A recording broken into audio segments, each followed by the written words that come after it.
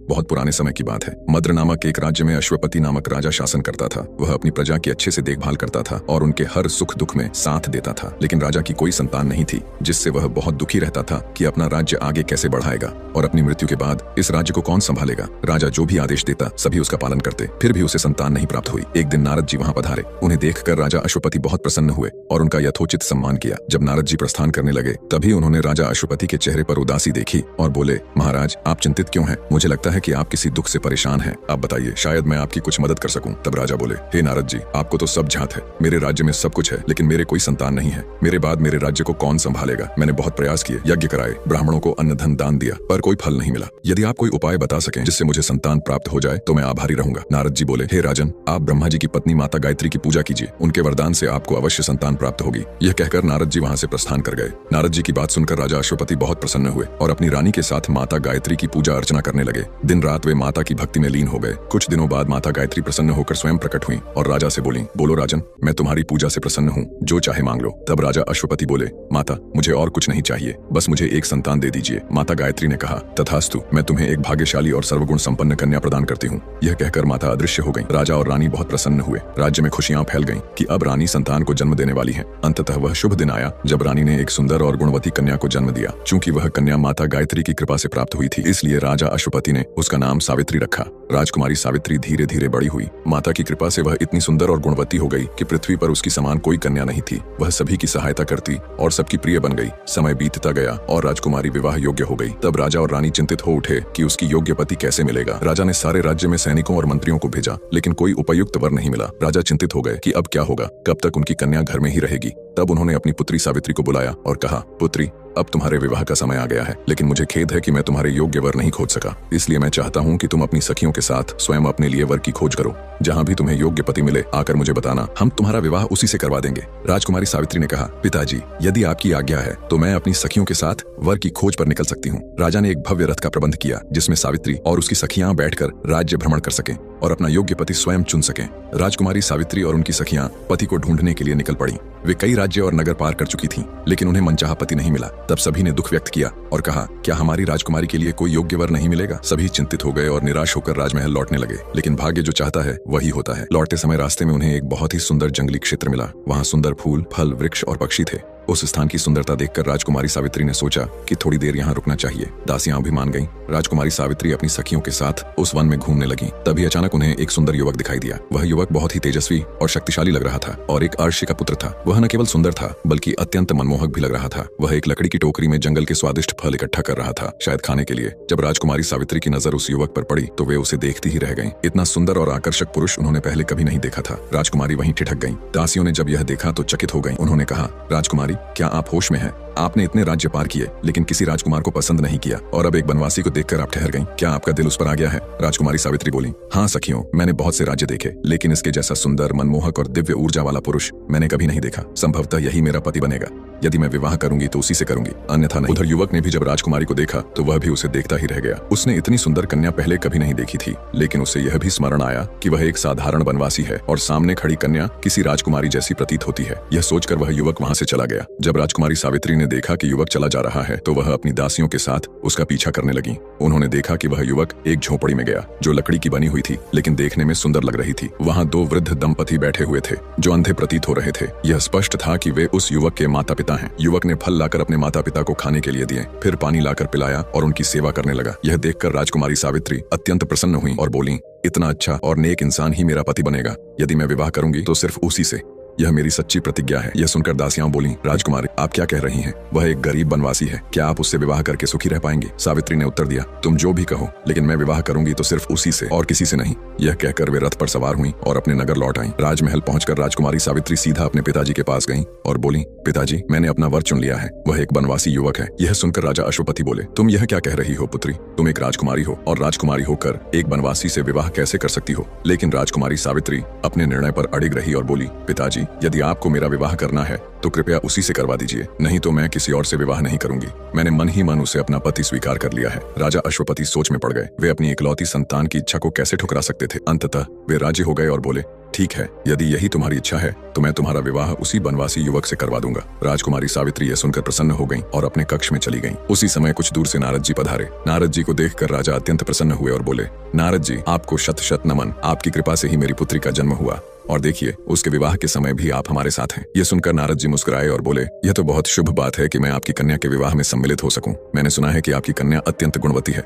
मुझे भी प्रसन्नता होगी उसे देखकर। बताइए, वह किससे विवाह करने जा रही है? राजा अश्वपति बोले, नारद जी, मैं अपनी पुत्री के लिए कोई उपयुक्त वर नहीं खोज सका, इसलिए उसे स्वयं ही अपना जीवन साथी चुनने के लिए भेज दिया। उसने एक बनवासी युवक को देखकर उसे अपना पति चुना है और उसी से विवाह करने की इच्छा प्रकट की है। मैंने भी उसकी इच्छा मान ली है। आप तो सब कुछ जानते हैं, कृपया बताइए कि वह युवक कैसा है। ये सुनकर नारद जी थोड़ी देर के लिए मौन हो गए। उन्होंने अपनी आंखें बंद की, ध्यान किया और फिर बोले, महाराज, आपने यह किससे अपनी कन्या का विवाह तय कर लिया है? यह सुनकर राजा बोले, क्या हुआ नारद जी, इसमें क्या गलत है? कृपया मुझे सच सच बताइए। तब नारद जी बोले, वह केवल एक बनवासी नहीं है, वह एक राजकुमार है। उसका नाम है सत्यवान। वह राजा द्युम्न सेन का पुत्र है। उनके राज्य पर पड़ोसी राजा ने आक्रमण करके राज्य छीन लिया है और इस कारण वे अब वन में रहते हैं। यह सुनकर राजा अश्वपति बोले, तो इसमें गलत क्या है? उससे विवाह करने से मेरी कन्या को क्या कष्ट होगा? नारद जी बोले, मैं मानता हूँ कि सत्यवान एक नेक दिल इंसान है। वह शास्त्रों में पारंगत है, देखने में सुंदर है और गुणों में भी श्रेष्ठ है, लेकिन 1 वर्ष के बाद उसकी मृत्यु निश्चित है। यह सुनकर राजा अश्वपति और राजकुमारी सावित्री चौंक उठे। यह आप क्या कह रहे हैं?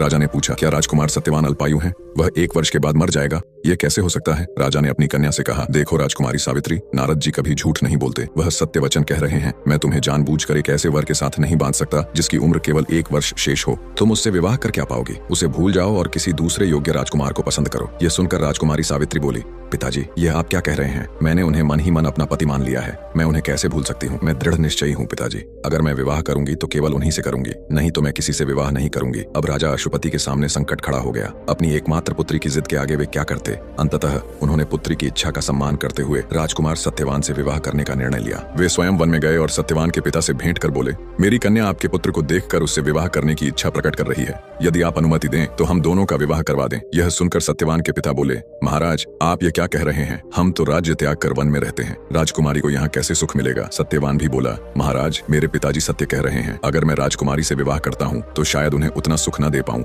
जितना वे राजमहल में पाती थी। यह सुनकर राजकुमारी सावित्री बोली, मेरे लिए सुख सुविधाएं मेरे पति से बढ़कर नहीं है। मेरे पति जो खाएंगे वही मैं खाऊंगी, वे जहाँ रहेंगे मैं वहीं रहूंगी। मेरे पति की सेवा करना ही मेरे लिए सबसे बड़ा सुख है। इससे बड़ा सुख मेरे लिए और कुछ नहीं हो सकता। राजकुमारी सावित्री की पति भक्ति देखकर सत्यवान और उनके पिता अत्यंत प्रसन्न हुए और बोले, अगर राजकुमारी की यही इच्छा है तो राजकुमार सत्यवान के साथ उसका विवाह अवश्य होगा। फिर बड़े धूमधाम से राजकुमारी सावित्री का विवाह राजकुमार सत्यवान से हो गया। विवाह के बाद कुछ दिन सभी लोग राजमहल में रहे। फिर सत्यवान और सावित्री अपने पुराने जंगल वाले आश्रम की ओर लौटने के लिए तैयार हो गए, जहाँ सत्यवान पहले से रहता था। यह देखकर राजकुमारी सावित्री के पिता बोले, तुम आज से यहीं रहो, क्योंकि मेरे कोई पुत्र नहीं है। मेरे बाद इस राज्य की बागडोर तुम्हारे हाथों में होगी। सत्यवान ने उत्तर दिया, पिताजी, मैं अपना धर्म अवश्य निभाऊंगा। कृपया मुझे अनुमति दीजिए कि मैं अपनी पत्नी के साथ वन की कुटिया में अच्छे से रह सकूं। अब राजा क्या करते? उन्होंने अपनी कन्या और दामाद को खुशी खुशी आशीर्वाद दिया और वहां जाने की अनुमति दे दी। सत्यवान अपनी पत्नी सावित्री को लेकर वन स्थित कुटिया में आ गए। वहां वे सब मिलकर खुशी खुशी रहने लगे। सावित्री अब एक साधु की पत्नी के रूप में जीवन व्यतीत करने लगी। वह दिन रात मन लगाकर अपने पति की सेवा करती, उसके खाने के बाद ही कुछ खाती। वह अपने सास ससुर की भी बहुत अच्छे से देखभाल करती, अपने कर्तव्यों को भली भांति निभाती, जैसा कि एक आदर्श बहू को करना चाहिए। लेकिन सावित्री को नारद जी की बात याद थी कि 1 वर्ष के बाद सत्यवान की मृत्यु निश्चित है। इस कारण वह अपने पति की हर दिन बहुत अधिक सेवा करती और उस दिन की प्रतीक्षा कर रही थी जिसका उल्लेख नारद जी ने किया था। सत्यवान रोज लकड़ियां इकट्ठा करते और उन्हें बेचकर अपना जीवन यापन करते। धीरे धीरे 1 वर्ष बीत गया और वह दिन भी आ गया जिसका सावित्री को वर्षों से इंतजार था। उस दिन सुबह सत्यवान ने कहा, तुम घर का ध्यान रखना, मैं लकड़ियां लेने जा रहा हूँ। सावित्री बोली, स्वामी, आप तो रोज लकड़ी लेने जाते हैं और मैं हमेशा घर में ही रहती हूँ। आज मेरा मन है कि मैं भी आपके साथ चलूं और वन की सुंदरता को देख सकूं। सत्यवान बोले, नहीं नहीं सावित्री, तुम यह क्या कह रही हो? तुम राजकुमारी हो, वन में कैसे जा सकती हो? सावित्री ने दृढ़ता से कहा, नहीं स्वामी, मैं आपके साथ हर जगह चलने को तैयार हूँ, कृपया मुझे अपने साथ ले चलिए। सत्यवान मुस्कुराकर बोले, ठीक है, अगर तुम चलना चाहती हो तो चलो। सत्यवान और सावित्री दोनों वन की ओर चल पड़े। कुछ दूर चलने के बाद उन्हें एक बहुत बड़ा पेड़ दिखाई दिया। सत्यवान बोला, सावित्री, तुम यहीं बैठो, मैं इस पेड़ पर चढ़कर लकड़ियां इकट्ठा करता हूँ, फिर हम घर लौटेंगे। सावित्री ने कहा, ठीक है। सावित्री पेड़ के नीचे बैठ गई और सत्यवान पेड़ पर चढ़कर लकड़ियां काटने लगा। लेकिन यह क्या था? भाग्य को कोई टाल नहीं सकता। अचानक सत्यवान को कुछ अजीब सा महसूस हुआ। उसके सिर में तेज दर्द होने लगा। उसने सावित्री को पुकारा, मुझे कुछ अजीब सा लग रहा है, मेरा सिर चकरा रहा है। सावित्री यह सुनकर चौंक गई। वह बोली, आप क्या कह रहे हैं? आप जल्दी नीचे उतर आइए। लेकिन यह क्या हुआ? ही सत्यवान नीचे उतरने को हुआ, वह पेड़ से नीचे गिर पड़ा। सावित्री दौड़कर उसके पास पहुंची, उसका सिर अपनी गोद में रख लिया और बोली, उठो उठो, तुम यहाँ क्यों सो रहे हो? चलो हम घर चलते हैं, तुम जल्दी ठीक हो जाओगे। लेकिन अब कुछ नहीं हो सकता था। सत्यवान का अंतिम समय आ गया था। उसने अपनी अंतिम सांस ली और मृत्यु को प्राप्त हो गया। यह देखकर सावित्री फूट फूट कर रोने लगी। वह बोली, यह क्या हो गया? ऐसा नहीं हो सकता। मैं एक सती नारी हूँ। मैंने अपने पति को देवता मानकर पूजा है। मेरे रहते मेरे पति की मृत्यु नहीं हो सकती। अगर ऐसा है तो मैं भी तुम्हारे साथ मृत्यु को प्राप्त करूंगी। वह अपने पति के शव से लिपट कर रोने लगी और उसे अपने गोद में लिए बैठी रही। तभी भगवान यम वहां प्रकट हुए सत्यवान की प्राण लेने के लिए। कुछ क्षणों बाद एक डरावनी आकृति को ऊपर से नीचे आते हुए देखा। उन्होंने देखा कि एक नारी अपने पति के शव के पास बैठकर रो रही है। यमराज बोले, हे देवी, तुम रो क्यों रही हो? यह संसार का नियम है। जो भी जन्म लेता है उसे एक न एक दिन मरना ही पड़ता है। तुम्हारे पति का समय पूरा हो गया है। अब मुझे उसके प्राण ले जाने दो। यह सुनकर सावित्री ने पूछा, आप कौन हैं और यहाँ क्यों आए हैं? मैं अपने पति को नहीं छोड़ सकती। मैं एक पतिव्रता नारी हूँ। यमराज बोले, मैं धर्म देवता यम हूँ। तुम्हारे पति के प्राण लेने आया हूँ। यह सुनकर सावित्री ने उन्हें प्रणाम किया और विनम्रता से बोली, हे प्रभु, मैं आपसे विनती करती हूँ, मेरे पति को मुझे लौटा दीजिए। मैं उनके बिना नहीं रह सकती। यमराज ने गंभीर स्वर में कहा, नहीं देवी, ऐसा नहीं हो सकता। मैं तुम्हारे पति को ले जाने के लिए आया हूँ। सावित्री ने देखा कि उसका प्रेमी अपनी अंतिम सांसें ले रहा था। जैसे ही यम सत्यवान की आत्मा के साथ जाने के लिए निकले, सावित्री उनका रास्ता रोककर खड़ी हो गई। तुम मेरे सामने से हटो। यम ने दहाड़कर कहा, तुम घर जाओ। अब उसकी जीवन लीला समाप्त हो गई है। मैं घर वापस नहीं जाऊंगी। मैं उसका पीछा करूंगा और आपका भी। आप जहां भी जाएंगे मैं पीछे पीछे आऊंगी। यम ने सावित्री को 4 दिनों तक प्रार्थना करते हुए देखा था। सत्यवान के प्रति वो सावित्री के समर्पण से अवगत थे। अंत में यम ने कहा, मैं सत्यवान का जीवन तो वापस नहीं दे सकता हूँ, लेकिन सावित्री, मैं तुम्हारी एक इच्छा जरूर पूरी कर सकता हूँ। बताओ तुम क्या चाहती हो? देखिए, सत्यवान के पिता अंधे हैं। क्या आप उनकी दृष्टि को बहाल कर सकते हैं? सावित्री ने पूछा। चलो, तुम्हारी इच्छा पूरी हुई। अब तुम मेरे सामने से हटो, यम ने कहा। लेकिन सावित्री बेखौफ होकर रास्ते में खड़ी रही। यम ने आह भरी, चलो ठीक है, एक चीज और मांग लो, उसके बाद तुम्हें हटना ही होगा। सत्यवान के पिता को वर्षों पहले उनके राज्य से निष्कासित किया गया था। कृपा उन्हें उनका साम्राज्य वापस दिलवाएं। यम ने कहा, तुम्हारी दूसरी इच्छा भी पूरी हुई। अब मेरे सामने से हटो। पर सावित्री अपने स्थान से बिल्कुल नहीं हिली। हालांकि वो थक कर चूर चूर हो गई थी। ठीक है, तुम अब तीसरी इच्छा मांगो, फिर मुझे मेरा काम करने के लिए छोड़ दो, यम ने कहा। सावित्री ने कहा, मेरे पिता का कोई पुत्र नहीं है। कृपा उन्हें एक पुत्र दें। एक बार फिर यम ने सावित्री की इच्छा पूरी की, पर फिर भी सावित्री वहां से नहीं हटी। भले ही वो बेहद थकी थी। यम उसकी दृढ़ता से काफी नाराज थे, लेकिन वे सावित्री की हिम्मत और ताकत के प्रशंसक भी थे। ठीक है, एक चौथी इच्छा मांगो, यम ने कहा। मुझे एक बेटा चाहिए, सावित्री ने निवेदन किया। चलो, तुम्हारा एक बेटा जरूर होगा। और उसके बाद यम ने सावित्री को एक ओर धकेला और फिर अपने रास्ते चल दिए। सावित्री थक कर रोने लगी, लेकिन उसने यम का पीछा किया। यम रुके और उन्होंने सावित्री को घूर कर देखा। यम ने बोले, अब क्या चाहिए? सावित्री बोली, अपने तो पुत्र का वरदान दे दिए, लेकिन बिना स्वामी के मैं कैसे मां बन सकती हूँ? अतएव मुझे मेरे पति को लौटा दीजिए। तुम कभी हार नहीं मानोगी। सच में तुम्हारे जैसे पतिव्रता नारी पूरे विश्व में नहीं मिल सकती। तुम तुम्हारे पतिव्रता गुण के लिए हमेशा पूजनीय होकर रहोगे। यह कहकर यम वहां से गायब हो गए। सावित्री वापस अपने पति के पास गई। सत्यवान के चेहरे का रंग वापस लौट आया था और अब धीरे धीरे उसकी आंखें खुल रही थीं। क्या हुआ? क्या मैं सो गया था? सत्यवान ने पूछा। आप बस आराम कर रहे थे। प्रिय, अब हम घर चलेंगे। युवा जोड़ा जब अपने घर लौटा तो उन्होंने पाया कि सत्यवान के पिता युमत्सेना की आंखों की रोशनी वापस लौट आई थी। कुछ समय बाद एक दूत आया जिसने घोषणा की कि दुष्ट राजा को उखाड़ फेंका गया था। फिर युमत्सेना एक बार फिर राजा बने। तब से भारतीय संस्कृति में सावित्री व्रत पालन किया गया रही है। घर की महिलाओं ने अपने पति की लंबी उम्र के लिए भगवान यम का पूजा करते हैं। दोस्तों, आज का वीडियो आपको कैसे लगा कमेंट में जरूर बताइए। उसके साथ चैनल को सब्सक्राइब करना ना भूले। मिलते हैं एक नई वीडियो में।